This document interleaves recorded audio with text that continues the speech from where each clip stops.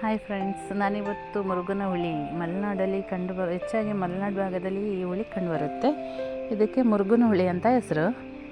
ಇದು ನೋಡಿ, ಮುರುಗನ ಹುಳಿಯ ಹಣ್ಣಾಗಿರೋದು. ಕಾಯಿ ಗ್ರೀನ್ ಕಲರಲ್ಲಿ, ಹಸಿರು ಕಲರಲ್ಲಿ ಇರುತ್ತೆ ಕಾಯಿ.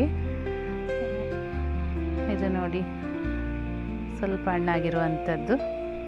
ಈ ಮುರುಗನ ಹುಳಿಯನ್ನು ಹೆಚ್ಚಾಗಿ ಕೇರಳ ರಾಜ್ಯದಲ್ಲಿ ಉಪಯೋಗಿಸ್ತಾರೆ. ಇದು ಮೀನು ಸಾರಿಗೆ, ಒಣ ಮೀನು ಸಾರು ಆಗ್ಬೋದು, ಹಸಿ ಮೀನು ಸಾರಿಗೂ ಉಪಯೋಗಿಸ್ತಾರಂತೆ.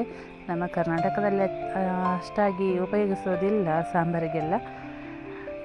ಅತಿ ಹೆಚ್ಚಾಗಿ ಇದಕ್ಕೆ ಟಾನಿಕ್ ಎಲ್ಲ ಮಾಡಲಿಕ್ಕೆ, ಆಯುರ್ವೇದಿಕ್ ಟಾನಿಕ್ ಎಲ್ಲ ಮಾಡಲಿಕ್ಕೆ ಉಪಯೋಗಿಸ್ತಾರೆ ಅಂತ ಕೇಳ್ಪಟ್ಟಿದ್ದೀನಿ. ನಿಮಗೆ ಇದರ ಬಗ್ಗೆ ಗೊತ್ತಿದೆಯಾ? ಕಮೆಂಟ್ ಮಾಡಿ ಫ್ರೆಂಡ್ಸ್. ನೋಡಿ, ಇದು ಸಣ್ಣ ಮರ, ಅಷ್ಟೊಂದು ಭಾರಿ ದೊಡ್ಡದಾಗಿಲ್ಲ ಈ ಮರ. ಇದ್ರಲ್ಲಿ ನೋಡಿ ಕಾಯಿ ಕಾಣ್ತಾ ಇರ್ಬೋದು, ನೋಡ್ತಾ ಇರ್ತೀರಾ ನೀವು. ಈಗ ಮುರುಗನ ಹುಳಿಯಲ್ಲಿ ಕಾಯಿ ನೋಡಿ, ಹಣ್ಣಾದರೆ ಹಳದಿ ಕಲರಲ್ಲಿ ಚೆನ್ನಾಗಿ ಕಾಣಿಸುತ್ತೆ ಮರದಲ್ಲಿ. ಆಚೆ ಪಕ್ಕದಲ್ಲಿರೋದು ಸಹ ದೊಡ್ಡ ಮರ ಅದು. ಇಲ್ಲಿ ನೋಡಿ, ಮಂಗಗಳು ತಿಂದುಬಿಟ್ಟು ಕೆಳಗೆ ಬಿದ್ದಿದೆ ಹಣ್ಣಾಗಿರುವಂಥ ಮುರುಗನ ಹುಳಿ. ಇದನ್ನು ಮರದಿಂದನೂ ಸಹ ಕೊಯ್ಬೋದು, ಆದರೆ ಕಾಯಿ ಇರುತ್ತೆ, ಕಾಯಿನೂ ಸಹ ಕೊಯ್ದುಬಿಟ್ಟು ಅದರ ಒಳಗೆ ಬೀಜ ಇರುತ್ತೆ, ಅದನ್ನು ತೆಗೆದುಬಿಟ್ಟು ಒಣಗಿಸ್ತಾರೆ.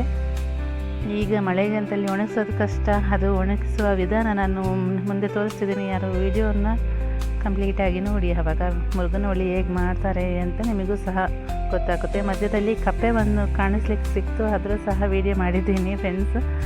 ಇಲ್ಲಿ ನೋಡಿ, ಮುರುಗನ ಹುಳಿ ಕಾಣಿಸ್ತಾ ಇದೆಯಾ? ಮಲೆನಾಡು ಭಾಗದಲ್ಲಿ ಈಗ ಸ್ವಲ್ಪ ಮಳೆಗಾಲದಲ್ಲಿ ನಿಮ್ಮ ಕೆಲಸ ಸ್ವಲ್ಪ ಕಡಿಮೆ ಇರುತ್ತಲ್ವ, ಇದನ್ನು ಒಣಗಿಸ್ಬಿಟ್ಟು ಇದನ್ನು ಕೊಯ್ತಾರೆ ಕೆಲವರು. ಇಲ್ಲದ್ರೆ ಕೆಳಗೆ ಬಿದ್ದಿರೋದು, ತುಂಬ ಗಾಳಿಯೆಲ್ಲ ಬಂದುಬಿಟ್ರೆ ತುಂಬ ಕೆಳಗೆ ಬೀಳ್ತವೆ. ಹಣ್ಣಾಗಿರೋದು ದೊಡ್ಡ ದೊಡ್ಡ ಮರದಲ್ಲಿ ತುಂಬ ಇರುತ್ತವೆ. ಇದು ನಾನು ದೊಡ್ಡ ಮರ ಆಚೆ ತೋಟದ ಮಧ್ಯದಲ್ಲಿ ಇತ್ತು ನೋಡಿ. ಇದು ದೊಡ್ಡ ಮರ, ಅದರಲ್ಲಿ ಕಾಣಿಸ್ತಾ ಇಲ್ಲ ಕಾಯಿಗಳು. ಸುಮಾರು ಕಾಯಿಗಳಿದ್ದಾವೆ, ಆದರೆ ಹಸಿರು ಕಲರ್ ಇರೋದ್ರಿಂದ ಎಲೆನೂ ಸಹ ಇದೆ ಅಲ್ವ, ಅದೇ ಕಲರು ಕಾಣಿಸ್ತಾ ಇಲ್ಲ. ಅಷ್ಟು ದೊಡ್ಡ ಮರ ಸಹ ಆಗುತ್ತೆ. ಇದು ಹೆಚ್ಚಾಗಿ ಮಳೆಗಾಲದಲ್ಲಿ ಹಾಕುವಂಥ ಮುರುಗನ ಹುಳಿ. ಮಧ್ಯದಲ್ಲಿ ಒಂದು ಕಪ್ಪೆ ಸಹ ಕಾಣಲಿಕ್ಕೆ ಸಿಕ್ತು ನನಗೆ, ಅದರ ವಿಡಿಯೋ ಸಹ ಮಾಡಿದ್ದೀನಿ. ಯಾವ ಥರ ಇದೆ ನೋಡಿ ಫ್ರೆಂಡ್ಸ್ ಕಪ್ಪೆ.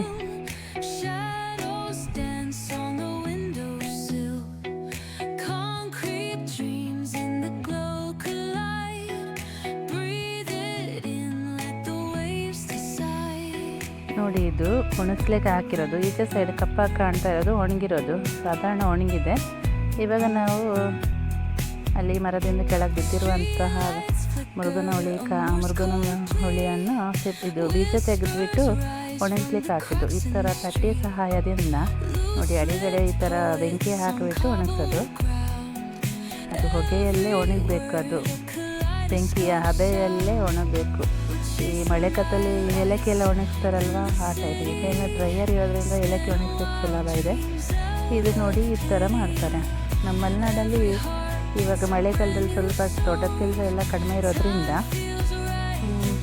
ಫ್ರೀ ಟೈಮಿಗೆ ನೋಡಿ ಇದನ್ನು ಮುರುಗನ ಹುಳಿಯನ್ನು ಮಾಡ್ತಾರೆ.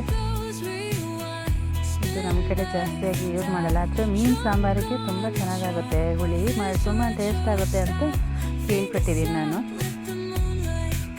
ನೋಡಿ, ಈ ಥರ ಒಣಗಿಸ್ಲಿಕ್ಕೆ ಹಾಕಿರೋದು.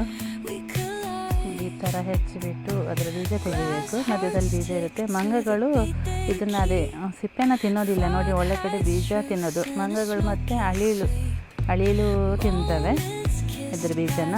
ಅದೊಂಥರ ಹುಳಿಯಾಗಿ ಚೆನ್ನಾಗಿರುತ್ತೆ, ಸ್ವೀಟಾಗಿ ಮತ್ತು ಹುಳಿಯಾಗಿ ಚೆನ್ನಾಗಿರುತ್ತೆ. ನಾವು ಸಹ ಸಣ್ಣಲ್ಲಿರಬೇಕಾದ್ರೆ ಇದನ್ನು ಹೇಗಿರುತ್ತೆ ಅಂತ ಟೇಸ್ಟ್ ಮಾಡಿದ್ದೀವಿ. ಮತ್ತು ಅದರ ರಸ ತೆಗೆದುಬಿಟ್ಟು ನೋಡಿ, ಅದ್ರದ್ದು ಬೀಜದ ರಸ ತೆಗಿತಾರಂತೆ. ರಸ ತೆಗೆದುಬಿಟ್ಟು ಮೀನು ಸಾರಿಗೆಲ್ಲ ಹಾಕ್ಲಿಕ್ಕೆ ಚೆನ್ನಾಗಾಗುತ್ತೆ ಅಂತ. ಮತ್ತು ಅದರ ಬೀಜನ ಒಣಗಿಸ್ಬಿಟ್ಟು ಅದರಿಂದ ಎಣ್ಣೆ ಸಹ ತೆಗಿತಾರೆ. ನಾವು ಅದೆಲ್ಲ ನೋಡಲಿಲ್ಲ, ಆ ಥರ ಮಾಡ್ತಾರೆ ಅಂತ ಕೇಳ್ಪಟ್ಟಿದ್ದೀವಿ ಅಷ್ಟೇ. ನೋಡಿ, ಮುರುಗನ ಹುಳಿಯನ್ನು ಮಾಡುವಂಥ ವಿಧಾನ ನೋಡಿ. ಮರದ ಕೆಳಗೆ ಬಿದ್ದಿರುವಂಥ ಮುರುಗನ ಹುಳಿಯನ್ನು ತಗೊಂಬಂದ್ಬಿಟ್ಟು ಈ ಥರ ಒಂದು ಕತ್ತಿಯ ಸಹಾಯದಿಂದ ಹೆಚ್ಚಿಬಿಟ್ಟು ಚೆನ್ನಾಗಿ ಮಧ್ಯಕ್ಕೆ ಹೆಚ್ಚಿಬಿಟ್ಟು ನೋಡಿ, ಈ ಥರ ಬೀಜ ತೆಗಿಬೇಕು. ಹಾಗೆ ಉಳಿದ್ರೆ ಬೇಗ ಹಾಳಾಗುತ್ತೆ ಮತ್ತು ಒಣಗೋದಿಲ್ಲ.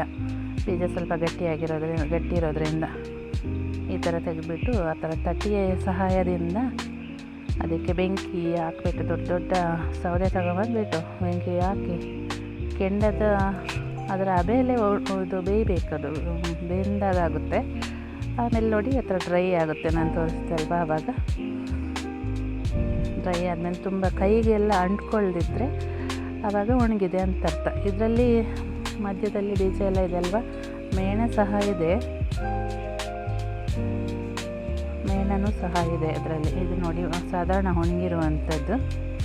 ಅಲ್ಲಿ ನೋಡಿ ಬುಟ್ಟಿಯಲ್ಲಿ ಈಗ ಕಾಣಿಸ್ತಾ ಇರೋದು ಅದು ಫುಲ್ ಒಣಗಿರುವಂಥ ಡ್ರೈ ಆಗಿದೆ. ಫುಲ್ಲು ಡ್ರೈ ಆಗಿದೆ ಅಂತ ಹೇಗೆ ಗೊತ್ತಾಗುತ್ತೆ, ಈಗ ಒತ್ತಿ ನೋಡಬೇಕಾದ್ರೆ ಕೈಗೆ ಅಂಟ್ಕೊಳ್ಳೋದಿಲ್ಲ, ಪಸೆ ಪಸೆಯಾಗಿ ಸಿಗೋದಿಲ್ಲ, ಆವಾಗ ಒಣಗಿದೆ ಅಂತ ಅರ್ಥ. ಇದು ಓಣಂ ಟೈಮಲ್ಲಿ, ಓಣಂಗಿಂತ ಮುಂಚೆನೇ ಸ್ವಲ್ಪ ಆವಾಗ ಸೇಲ್ ಮಾಡಿದರೆ ಸ್ವಲ್ಪ ರೇಟ್ ಇರುತ್ತೆ. ಆವಾಗ ಇವಾಗ ಎಷ್ಟಿದೆ ಅಂದರೆ ಒಂದು 100-110 ರೂಪಾಯಿ ಆಗಿದೆ. ಮೊದಲೆಲ್ಲ ಅದಕ್ಕೆ ತುಂಬ ರೇಟ್ ಇತ್ತು, ಸ್ವಲ್ಪ ರೇಟ್ ಇತ್ತು ಆವಾಗ 160 ಎಲ್ಲ. ಈಗ ಅಷ್ಟಿದೆ ನೋಡಿ. ಒಣಗಿರೋ